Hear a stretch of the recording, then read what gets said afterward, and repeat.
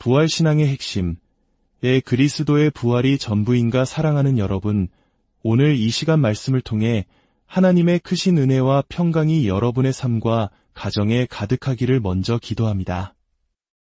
우리가 잠시 멈추어 깊이 생각해 볼 주제에 대해 나누고자 합니다.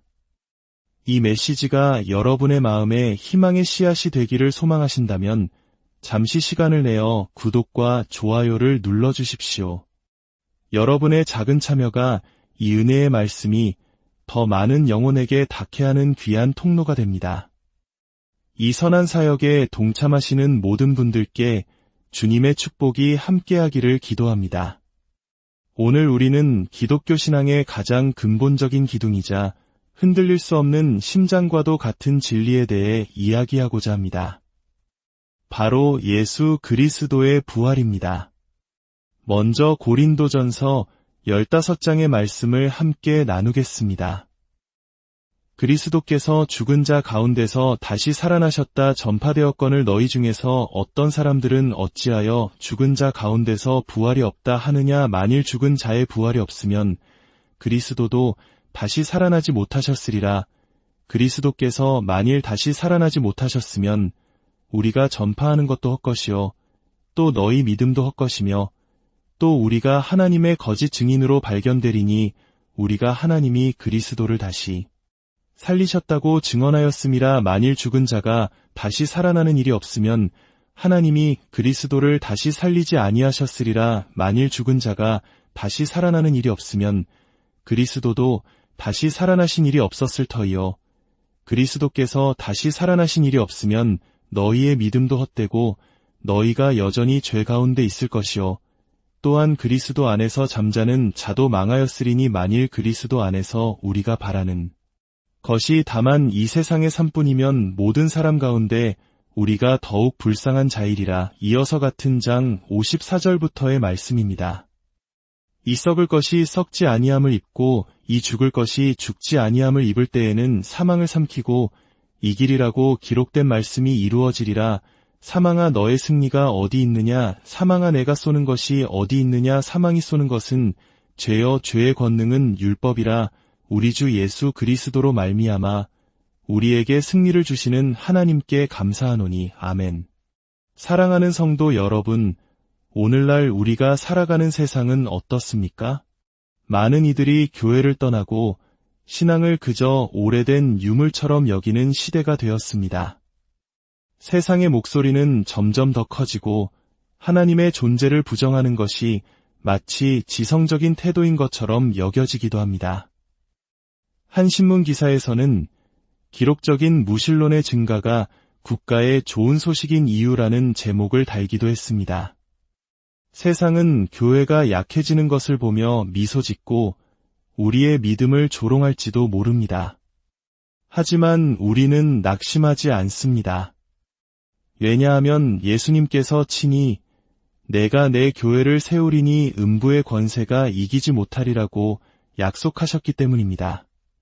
세상이 아무리 어둠으로 가득 차고 마귀의 위협이 우리를 삼키려 할지라도 우리는 두려워하지 않습니다. 하나님의 진리는 반드시 승리하기 때문입니다. 오늘 부활의 아침을 맞이한 전 세계의 그리스도인들은 한 목소리로 외치고 있습니다. 그리스도께서 부활하셨습니다. 이 외침은 단순한 구호가 아니라 인류 역사를 바꾼 위대한 선포입니다. 이 진리의 말씀을 우리는 세 가지 핵심 단어로 깊이 묵상하고자 합니다. 바로 비교할 수 없는, 필수 불가결한, 그리고 피할 수 없는 부활입니다. 첫째, 예수님의 부활은 그 무엇과도 비교할 수 없습니다. 어떤 이들은 이렇게 질문할지도 모릅니다.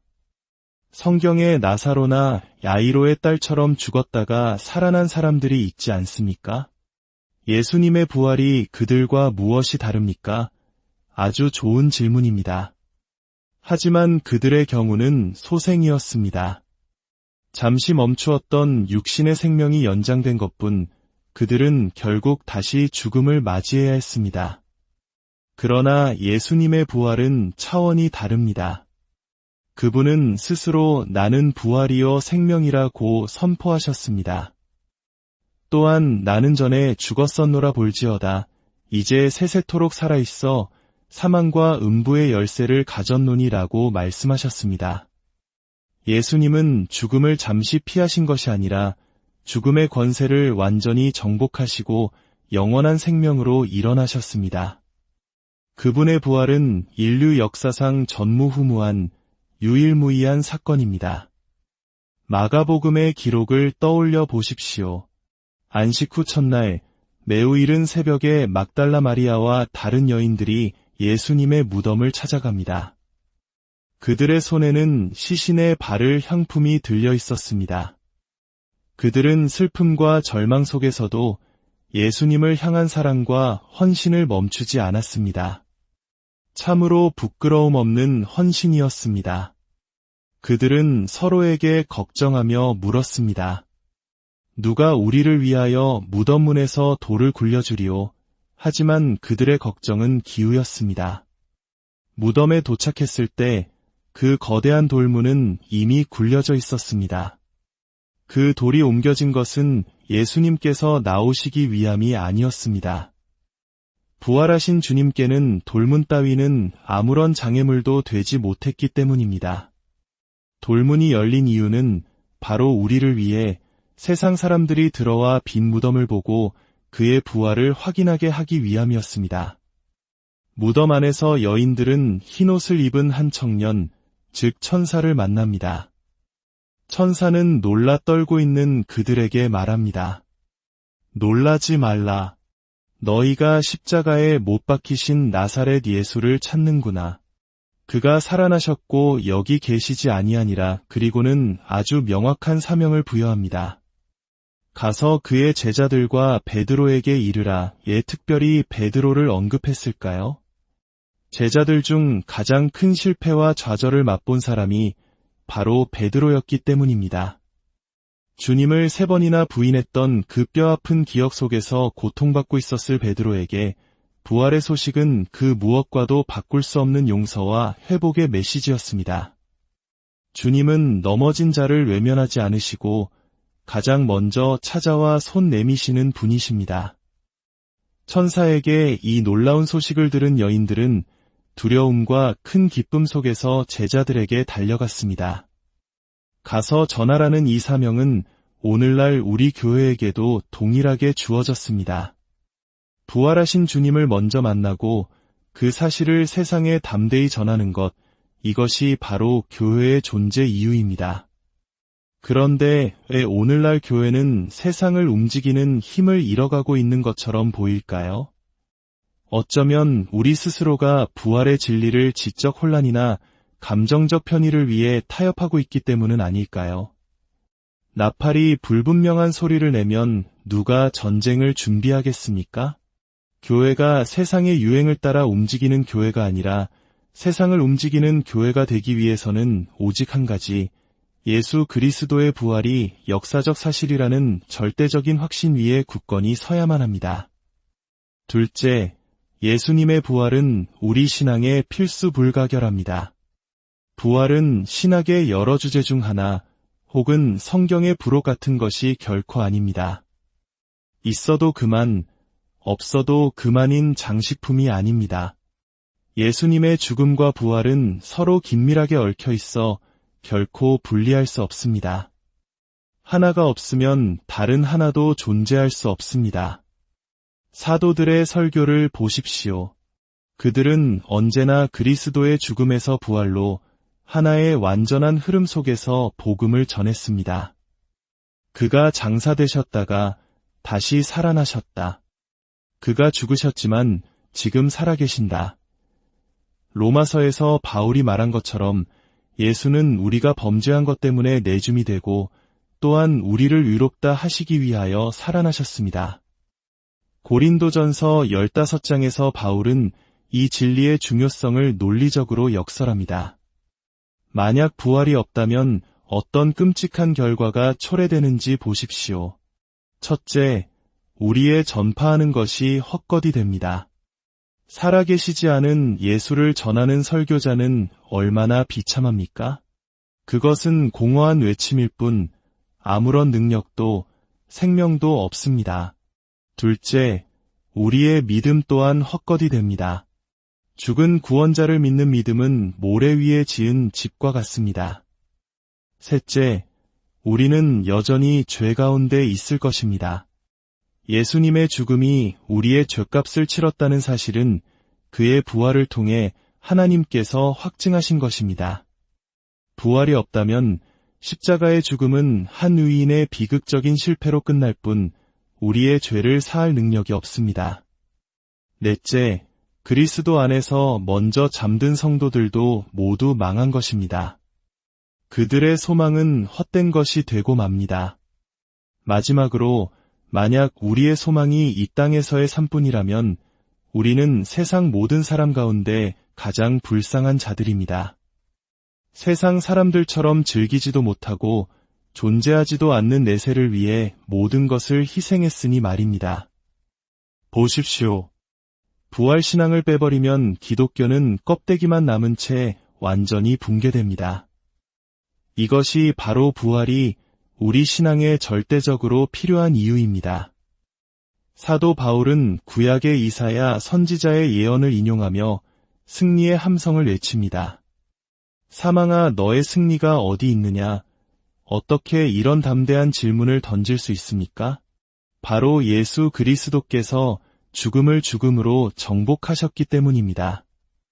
죽음의 독침은 바로 죄이며 죄는 하나님의 율법 앞에서 그 힘을 발휘합니다. 하나님의 거룩한 율법 앞에 우리 중 누구도 떳떳하게 설 수 없습니다. 우리는 모두 죄인이며 죄의 삭은 사망입니다. 우리는 스스로의 노력, 선행, 종교적 열심으로는 결코 이 죄의 문제를 해결할 수 없습니다. 오직 예수 그리스도만이 우리를 구원하실 수 있습니다. 그분은 우리를 대신하여 율법의 모든 요구를 완벽하게 이루셨고 우리가 받아야 할 죄의 형벌을 십자가 위에서 남김없이 담당하셨습니다. 그리고 부활하심으로 우리에게 영원한 승리를 선물로 주셨습니다. 구원은 우리가 쟁취하는 것이 아니라 오직 믿음으로 받는 하나님의 은혜의 선물입니다. 셋째, 예수님의 부활은 그 누구도 피할 수 없는 현실입니다. 부활은 영원히 실제함을 우리 모두에게 분명히 보여줍니다. 성경은 분명히 말합니다. 한 번 죽는 것은 사람에게 정해진 것이요 그 후에는 심판이 있으리니 우리 모두는 언젠가 그리스도의 심판대 앞에 서게 될 것입니다. 어떤 이들은 말합니다. 나는 사후 세계를 믿지 않아. 죽으면 모든 것이 끝이야. 그렇게 믿지 않기로 결정한다고 해서 진리가 사라지는 것은 아닙니다. 마치 어린아이가 눈을 가리고 자신이 사라졌다고 믿는 것과 같습니다. 유머나 냉소주의는 죽음이라는 거대한 실제 앞에서 너무나 연약한 방패일 뿐입니다. 사실 그것은 하나님이 우리 마음에 심어두신 영혼에 대한 갈망과 진리를 억누르려는 필사적인 몸부림에 불과합니다. 죽음은 죄인된 우리 모두에게 궁극적인 공포입니다. 세상과의 단절, 사랑하는 이들과의 이별, 그리고 그 너머에 있을지 모를 미지의 세계에 대한 두려움. 이 모든 두려움의 근원에는 죽음이 있습니다. 바로 그렇기 때문에 죽음을 이기시고 우리에게 영원한 생명의 길을 열어주신 예수 그리스도의 복음은 인류에게 가장 영광스러운 소식입니다. 주님은 죽음의 공포에 사로잡혀 평생을 종노릇하며 살아가는 우리를 해방시키기 위해 오셨습니다. 사랑하는 여러분, 인생은 짧고 불확실합니다. 우리는 미래를 위해 보험에 가입하고 노후를 위해 연금을 붓고 자녀를 위해 계획을 세웁니다. 이 모든 준비는 현명한 일입니다. 하지만 가장 중요한 질문을 드립니다. 당신은 당신의 마지막 약속, 즉 죽음 이후의 영혼을 위해 준비하고 있습니까? 죽음은 우리를 이 세상으로부터 분리시킬 것입니다. 우리의 영혼은 소멸되지 않으며 의식을 가진 채 존재할 것입니다. 그때 당신은 어디에 서 있겠습니까? 하나님께서는 세상을 심판할 날을 정하셨고 그 증거로 예수님을 죽은 자 가운데서 다시 살리셨습니다. 이 복음이 선포될 때 사람들의 반응은 세 가지로 나뉩니다. 어떤 이들은 미친 소리라며 비웃고 어떤 이들은 나중으로 결정을 미루며 그리고 소수의 사람들은 믿습니다. 오늘 당신은 어디에 서 있습니까? 저는 죽음을 향해 가는 한 사람으로서 죽음을 향해 가는 여러분께 간절히 호소합니다. 이 중대한 결정을 미루지 마십시오. 죄의 삭은 사망이여 하나님의 은사는 그리스도 예수 우리 주 안에 있는 영생이니라. 하나님께서 주시는 영생의 선물을 받으십시오. 예수 그리스도를 당신의 구주와 주인으로 믿으십시오. 당신의 삶을 그분께 헌신하고 이 놀라운 부활의 소식을 모든 사람에게 전하십시오. 함께 기도하겠습니다. 거룩하신 하나님 아버지, 오늘 주신 생명의 말씀을 우리의 마음판에 새겨주시옵소서. 세상의 어떤 것에도 소망을 두지 않고 오직 우리를 위해 죽으시고 다시 사신 하나님의 사랑하는 아들, 우리 주 예수 그리스도만을 굳게 믿고 의지하게 하여 주시옵소서. 이 말씀을 듣는 모든 심령 위에 하늘의 위로와 평강을 더하여 주시고 부활의 소망으로 모든 어려움을 이겨낼 새 힘을 허락하여 주시옵소서. 우리 주 예수 그리스도의 이름으로 기도드립니다.